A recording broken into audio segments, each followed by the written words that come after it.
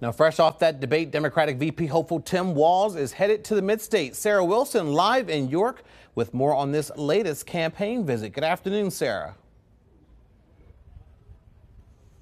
James, good afternoon to you. About 3 hours from now, Vice Presidential Democratic nominee Tim Walz will be here on the York Fairgrounds. It is his second visit to the Commonwealth since joining that ticket in August. Now, Vice President Kamala Harris was supposed to be here.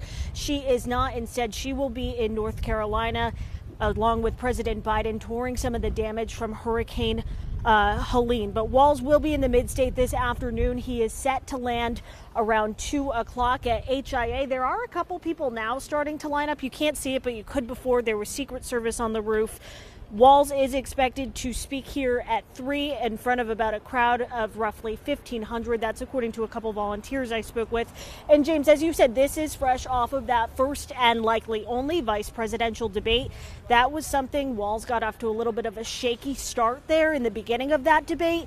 We don't necessarily know if that's something that he's going to address here this afternoon, but it is likely. Campaign sources tell me that he's expected to talk about issues he views he wins on, things like democracy and abortion. Again, he's set to arrive here at 3. Some people starting to trickle in. There was a lot of traffic on Carlisle Avenue, likely because of that. But again, the Democratic nominee, vice presidential nominee, that is, James, does not speak until 3 o'clock today.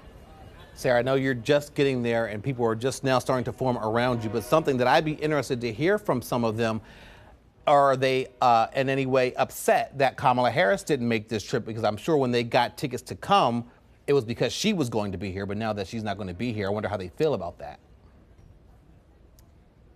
Yeah, absolutely. And I don't think a lot of them were really notified until yesterday or the day before, because it was kind of up in the air as to whether or not the vice president would actually be here. We got here just a few minutes ago, but our plan after this, James, is to go inside and talk with some folks. We know that doors are going to open for the media around 12:15. We'll talk to some folks in line as well and see what they have to say about that, because yes, obviously a lot of people did get their tickets beforehand. Certainly could be a disappointment for them if they were looking to see the vice president.